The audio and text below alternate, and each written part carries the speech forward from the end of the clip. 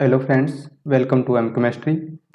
In this lecture, we solve the CSR NET December 2019 Part B Organic Chemistry problems. First question is the major product formed in the following reaction is. तो ये हमारे पास reactant दे रखा है. Two bromines are trans to each other and reaction in the presence of base. तो हम सबसे पहले इसको चेयर फॉर्म में पुट करेंगे. तो चेयर फॉर्म ये आ जाएगी इस कंपाउंड की हमारे पास.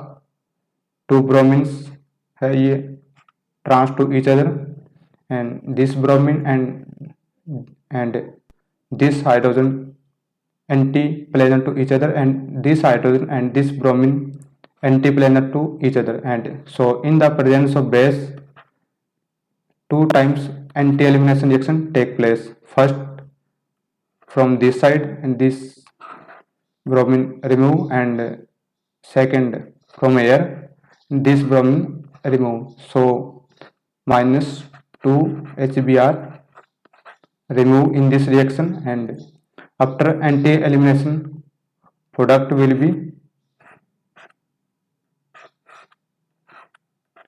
like this. We can write this like this.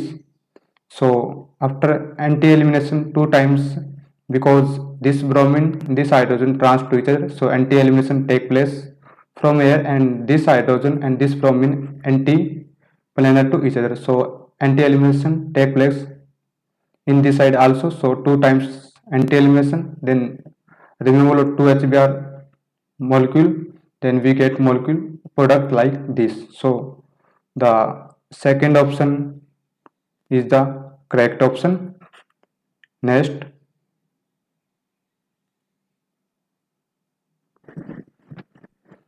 the major product formed in the following reaction is. इस रिएक्शन में मेजर प्रोडक्ट निकालना है. तो हमारे पास ये कंपाउंड दे रखे हैं, reaction in the presence of acid.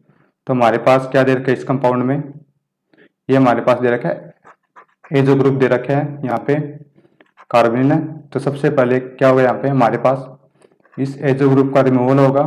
तो हमारे पास इस कार्बन पे क्या बनेगी, कार्बन की फॉर्मेशन हो जाएगी लाइक दिस. सबसे पहले हमारे पास यहाँ कार्बन की फॉर्मेशन होगी -N2 ग्रुप के रिमूवल होने से. फिर जो हमारे पास ऑक्सीजन वाले इलेक्ट्रॉन है या बॉन्ड में शिफ्ट हो जाएंगे, उसके बाद कॉन्जुगेशन होगी और ये इलेक्ट्रॉन हमारे पास कहाँ अटैक करेंगे, यहाँ अटैक कर देंगे. उसके बाद यहाँ हमारे पास कार्बन आयन की फॉर्मेशन हो जाएगी. उसके बाद कार्बन हमारे इलेक्ट्रॉन बॉन्ड में शिफ्ट हो जाएंगे और these electron shift to oxygen. तो हमारे पास ऑक्सीजन आयन की फॉर्मेशन हो जाएगी.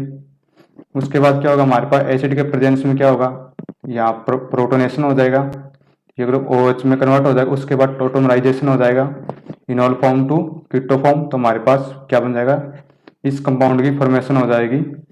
देन फिर से हम एसिड के प्रेजेंस में इसकी रिएक्शन कराएंगे. तो हमारे पास जो Me ग्रुप है यहाँ से क्या हो जाएगा, रिमूव हो जाएगा इन द प्रेजेंस ऑफ एसिड. तो हमारे पास प्रोडक्ट क्या आ जाएगा, तो हमारे पास ये प्रोडक्ट की फॉर्मेशन हो जाएगी. तो हमारे पास थर्ड ऑप्शन है, क्या दे रखा है, यहाँ हमारे पास कार्बन ग्रुप है, यहाँ 2 डबल बॉन्ड है और रिंग लाइक दिस है.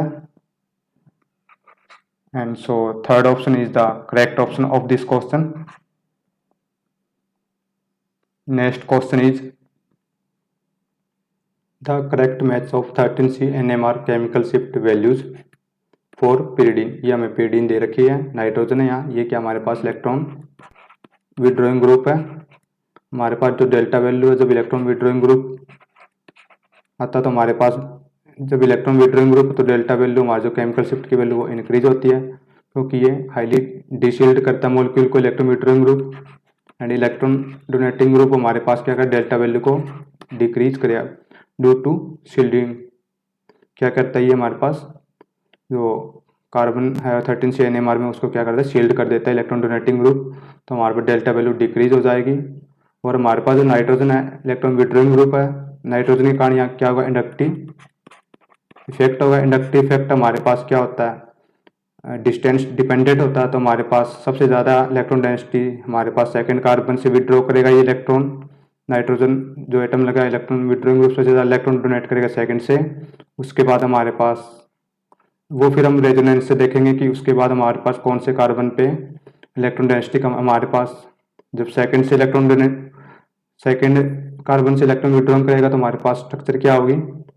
जब सेकेंड कार्बन से इलेक्ट्रॉन यहाँ से विड्रॉ करेगा नाइट्रोजन पे नेगेटिव चार्ज आ जाएगा, नाइट्रोजन पे नेगेटिव चार्ज आ जाएगा और यह सेकंड पोजीशन पे हमारा पॉजिटिव, तो ये सेकंड पोजीशन वाला कार्बन है, C2 कार्बन है, या पॉजिटिव चार्ज, तो हमारे पास क्या होगा यहाँ पे इलेक्ट्रॉन डेंसिटी लेस हो जाएगी, तो हम कह देंगे डेल्टा वैल्यू इंक्रीज हो जाएगी।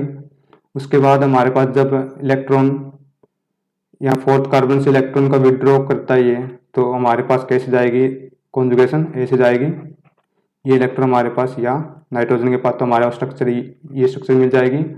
तो पैरा पे हमारे पास जो इंडक्टिव फैक्टर लेस होता है, देन ऑर्थो कार्बन पे हमारे पास इंडक्टिव फैक्ट ज़्यादा लगता है, देन पैरा पोर्शन, तो ये हमारे पास पैरा पोर्शन वाला फोर्थ कार्बन है। तो फिर हमारे पास इसके बाद डेल्टा वैल्यू यहाँ पर भी इंक्रीज हो जाएगी फोर्थ कार्बन पे भी, बट यहाँ हमारे पास डेल्टा वैल्यू हाई होती है सेकंड पे, क्योंकि इलेक्ट्रॉन जो इंडक्टिव इफेक्ट यहाँ पे हमारे पास लार्ज होता है, तो हम कह देंगे सेकंड वाला जो कार्बन है उस पर इलेक्ट्रॉन डेंसिटी लेस होती है देन दी फोर्थ कार्बन, तो हमारे पास डेल्टा वैल्यू का ये ऑर्डर, डेल्टा वैल्यू सेकंड में ज़्यादा होगी फोर्थ से। देन थर्ड कार्बन ये हमारे पास, तो थर्ड कार्बन पे इलेक्ट्रॉन डेंसिटी सेम है, मेटा पोर्शन में इलेक्ट्रॉन डेंसिटी सेम है हमारे पास, तो there is no effect of the nitrogen group और electron withdrawing group on this carbon, so electron density हमारे पास मेटा पोर्शन पे क्या हो जाएगी, डेल्टा वैल्यू लेस हो जाएगी, डिक्रीज होगी।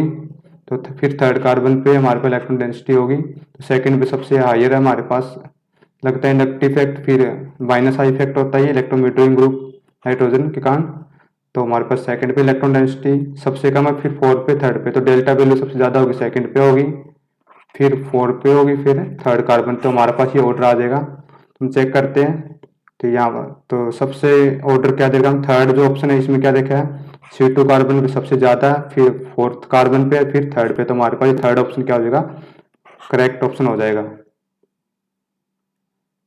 Next question is the major product formed in the following reaction is, तो हमें आपके पास ये कंपाउंड दे रखे हैं, ये हमारे पास एलाइलिक कार्बन है, ये हमारे पास एन-ब्रोमोससिनामाइड दे रखा है, ये हमारे पास बेंजोफिनोन है, एक्ट एज ए सेंसिटाइजर। तो इस रिएक्शन में जो एन-ब्रोमोससिनामाइड दे रखा है हमारे पास बेंजोफिनोन के प्रेजेंस में हमारे पास क्या ये Br रेडिकल का सोर्स होगा, तो हमारे पास जो एलाइलिक पोर्शन है हमारे पास, तो एलाइलिक पोर्शन पे क्या हो जाएगा हमारे पास जो रेडिकल ब्रोमीन क्या हो जाएगा, जो हमारे पास क्या बनेगा जो बेंजोफिनोन जो हमारे पास जो ये एलाइलिक पोर्शन कार्बन है यहाँ पे हमारे पास क्या हो जाएगा ब्रोमिनेशन हो जाएगा through radical mechanism, because benzophenone act as a sensitiser, so succinimide in the presence of benzophenone gives bromine radical, so allylic radical take place, so allylic portion पे ब्रोमीन की अटैचमेंट हो जाएगी, तो हमारे पास फर्स्ट ऑप्शन करेक्ट हो जाएगा। Next question is the correct order for the rate of thermal decarboxylation of the following compounds is, first compound A, B, C, three compounds are given, then so the rate of thermal decarboxylation depend upon the stability of carbanion after decarboxylation। जब decarboxylation होती है तो हमारे पास उसके बाद क्या बनता है कार्बाइनाइन बनता है, तो हमारे पास जो रेट ऑफ कार्बाइनाइन बनेगा, जो rate of decarboxylation depend upon the stability of carbanion after decarboxylation, तो हम आफ्टर decarboxylation ABC के कार्बाइनाइन की स्ट्रक्चर देखते हैं, तो जब हमारे पास एक कंपाउंड में decarboxylation होगा तो हमारे पास क्या होगा इसके अंदर, तो सबसे पहले हमारे पास इस कंपाउंड में क्या हो जाएगा आफ्टर decarboxylation हमारे पास ये स्ट्रक्चर आ जाएगी एक कंपाउंड के लिए। यहाँ हमारे पास जब decarboxylation होगा तो हमारे पास इस पोर्शन में नेगेटिव चार्ज है, तो हमारे पास बेंजीन पे नेगेटिव चार्ज है, तो ये हमारे पास क्या होती है रिंग हाईली अनस्टेबल होती है। उसके बाद हमारे पास यहाँ decarboxylation होगा बी के अंदर, तो हमारे पास यहाँ नेगेटिव चार्ज, साथ में यहाँ एडजेसेंट पे क्या इलेक्ट्रोनेगेटिव एटम लगा नाइट्रोजन, तो जब तो नेगेटिव चार्ज को ये क्या करेगा, इलेक्ट्रॉन विड्रॉइंग ग्रुप लगा नाइट्रोजन, तो क्या करेगा, इसको स्टेबलाइज करेगा। तो ये हमारे पास क्या हो जाएगा, स्टेबल कार्बन आयन बन जाएगा। तो यह हमारे पास जो थर्ड में जब डीकार्बोक्सिलेशन होगा तो हमारे पास बेंजाइल कार्बन आयन, तो ये रेजोनेंस स्टेबलाइज होता है। तो ये हमारे पास क्या होता है, हाईली स्टेबल कार्बन आयन आ जाएगा यहाँ से, हाईली स्टेबल। तो सी हमारे जो कार्बन आयन बनेगा आफ्टर डीकार्बोक्सिलेशन तो हाईली स्टेबल होगा। फिर हमारे B carbanion stable and A carbanion is the least stable means unstable. So rate of decarboxylation will be higher for the compound which give the more stable carbon ion. So rate of decarboxylation order will be C, then B, then A. This is the rate of thermal decarboxylation in the compounds A, B and C. So the first option is the order of C, B, A. So it's the correct option.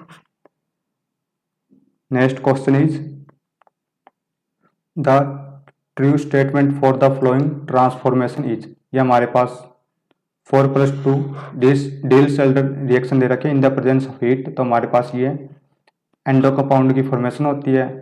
तो हमें बताना है कि delta H इस reaction में positive होंगे या negative होंगे। तो हमारे पास जो एनर्जी प्रोफाइल डायग्राम क्या होता है, डिल-सेल्डर रिएक्शन ये हमारा प्रोडक्ट होता है। प्रोडक्ट से जब रिएक्टेंट जाते हैं तो हमारे पास क्या एनर्जी का, ये रिएक्टेंट हमारे पास ये है प्रोडक्ट। जब रिएक्टेंट टू प्रोडक्ट फॉर्मेशन होती है हमारे पास एनर्जी का क्या होता है, लॉस होता है। तो इस केस में जो change in energy from product reactant to product होगा वो हमारे पास डेल्टा एच की वैल्यू क्या होगी, नेगेटिव होगी। देन जो हमारे पास चेंज इन एंट्रोपी या टू मॉलिक्यूल्स है, two molecules combine to give only one molecule in the product. So there is in the reactant there are two molecules and in the products only one molecule. So entropy from the reactant to product decrease, so delta S value will be negative in this case. So delta H negative and delta S also negative in this case. Then first option delta S positive, incorrect. Second option delta H and delta S value are negative, so it's the correct option. Next question is the major product formed in the following reaction is। तो ये हमारे पास compound दे रखे हैं, इसमें यहाँ पे क्या है, हमारे पास टर्सरी ब्यूटाइल एस्टर ग्रुप लगा है। तो ये हमारे पास क्या है, यहाँ पे प्रोटेक्शन है कार्बोलिक एसिड की, एंड यह हमारे पास अमाइन ग्रुप है, साथ में बेंजाइल लगा, तो यह हमारे प्रोटेक्शन है अमाइन ग्रुप की। ये हमारे पास स्ट्रॉन्ग एसिड दे रखा है CF3COH।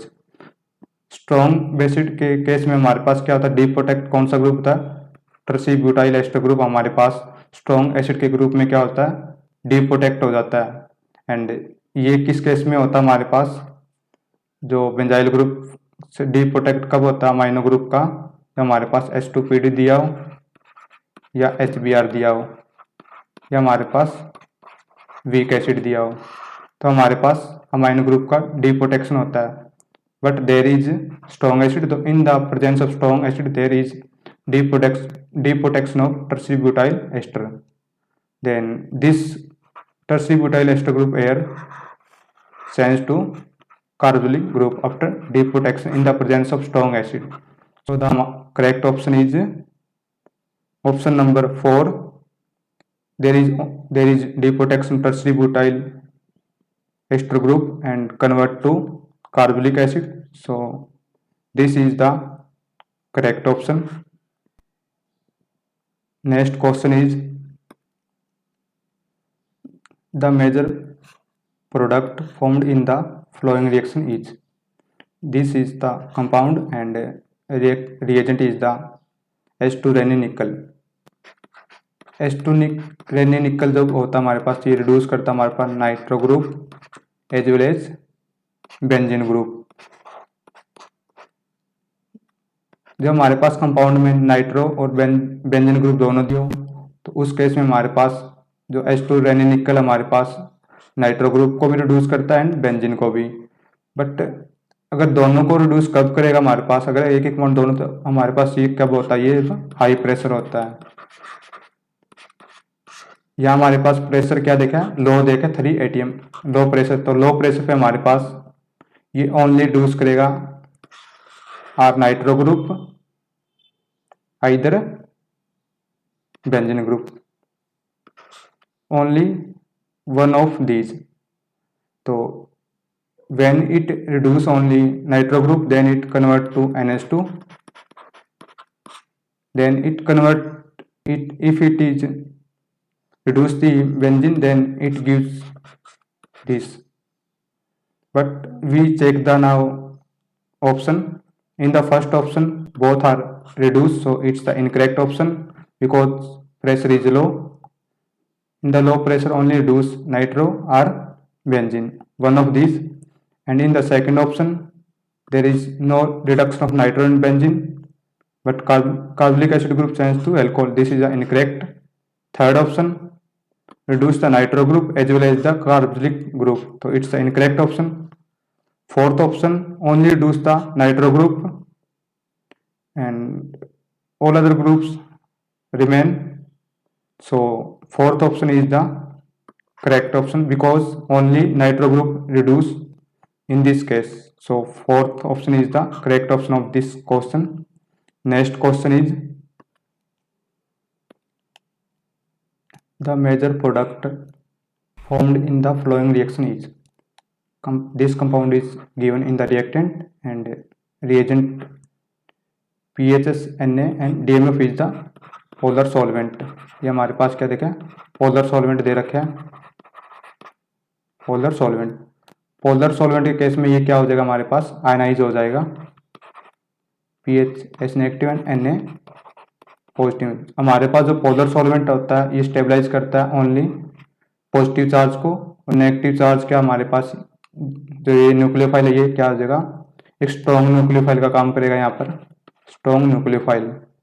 और हमारे पास जो रिएक्टेंट में क्या दे रखा है हमें, OTS, यहाँ पे इस ग्रुप पे क्या दे रखा है, एक बेटर लिविंग ग्रुप दे रखा है। तो जो PHS नेगेटिव केस, ये जो हमारे पास स्ट्रॉन्ग न्यूक्लियोफाइल है इसको क्या कर देगा, रिप्लेस कर देगा OTS को। तो इस केस में हमारे पास जो न्यूक्लियोफिलिक सब्स्टिट्यूशन रिएक्शन होगी, तो हमारे पास जब स्ट्रॉन्ग न्यूक्लियोफाइल तो उस केस में हमारे पास क्या होती है, SN2 तो रिएक्शन होती है। SN2 रिएक्शन हमारे पास क्या था, इन्वर्जन ऑफ कॉन्फ़िगरेशन होता है। तो हमारे पास रिएक्शन देखते हैं कैसे होगी। ये हमारे पास रिएक्टेंट दे रखा है, ये हमारे पास लिविंग ग्रुप है। जब न्यूक्लियोफाइल का अटैक होगा यहाँ पे, तो हमारे पास ये क्या होगी, SN2 रिएक्शन होगी। SN2 रिएक्शन होगी तो हमारे पास SN2 रिएक्शन में क्या होता है, इन्वर्जन। तो हमारे पास OTS ग्रुप का रिमूवल हो जाएगा यहाँ से, और SPH ग्रुप का एडिशन हो जाएगा। तो हमारे पास यहाँ क्या होगा, ये अबाउट द प्लेन था लिविंग ग्रुप जो OTS ग्रुप है, तो हमारे पास जो आने वाला न्यूक्लियोफाइल है SPH वो क्या करेगा, बिलो दी प्लेन आएगा। तो we can say inversion of configuration. तो हमारे पास क्या आएगा, बिलो दी प्लेन होगा और SN2 रिएक्शन होगी। तो हमारे पास कौन सा ऑप्शन इसमें करेक्ट होगा, जो सेकंड ऑप्शन हमारे पास है, SPH बिलो दी प्लेन है, there is hydrogen and nitro on the para portion, तो this is the correct option. Next question is the major product formed in the following reaction is. This compound is given in the reactant and this is the alpha beta unsaturated carbon compound, and this is the alpha portion, beta and gamma, and this reaction take place in the presence of light, means it is the photochemical reaction, there is hydrogen, so this reaction take place through gamma hydrogen abstraction process. So first in the presence of light this carbonyl group is converted to radical form। हमारे पास सबसे पहले जो carbonyl compound जो group दे रखा है CO bond है, ये हमारे पास रेडिकल में कन्वर्ट हो जाएगा। सबसे पहले ये रेडिकल की फॉर्मेशन होगी, उसके बाद जो गामा हाइड्रोजन है ये ऑक्सीजन यहाँ से अब्स्ट्रैक्ट कर लेगा, ये यहाँ से क्या कर लेगा, इसको अब्स्ट्रैक्ट कर लेगा, और यहाँ पे भी क्या हो जाएगी, इस कार्बन पे रेडिकल की फॉर्मेशन हो जाएगी यहाँ पर। फिर यहाँ पर भी रेडिकल हमारे पास, यहाँ पर भी रेडिकल, तो ये दोनों रेडिकल मिलके हमारे पास बॉन्ड की फॉर्मेशन कर लेंगे, तो हमारे पास प्रोडक्ट मिल जाएगा ये। तो this is the main product of this photochemical reaction. First make the radical of carbon group in the presence of light, then gamma hydrogen abstraction, then these both radical combine form the bond. So this is the product, this is the major product of this reaction. So fourth option is the product like this, and our product is also this. So fourth option is the correct option of this question. Next question is, the correct order of basicity of the following anions is. These are 4 anions A, B, C, D. तो हमें क्या बताना है, basicity order बताना है. तो basicity depend upon the electron density. More the electron density on the anions, more the basicity. In A and B, NO2 is more electron withdrawing group than Cn. So in the first NO2 group is present, and in the B cyanide, but NO2 is more electron withdrawing group than Cn. So electron density in B is more than A. So B is more basic than A. Then in C there are 3 electron withdrawing group and strong electron withdrawing group. So but in D only 1 nitro group present. So due to 3 electron withdrawing group present in the C, it is the least basic. C is the least basic. And in the D we know that कि जो alkyl are more basic than aromatic. So D is least basic than A and B. So but more basic than C. So then D, then C. So order is B is more basic than A is more basic than D, and D is more basic than C. So the correct order of basicity is like this. So in the fourth option, B is more basic than A is more basic than D, and D is more basic than C. So this is the correct order of basicity of the anions. अगर आप हमारे channel M chemistry से related further update चाहते हैं तो आप हमारे M chemistry YouTube channel को शेयर एंड सब्सक्राइब कर सकते हैं. Thank you for watching.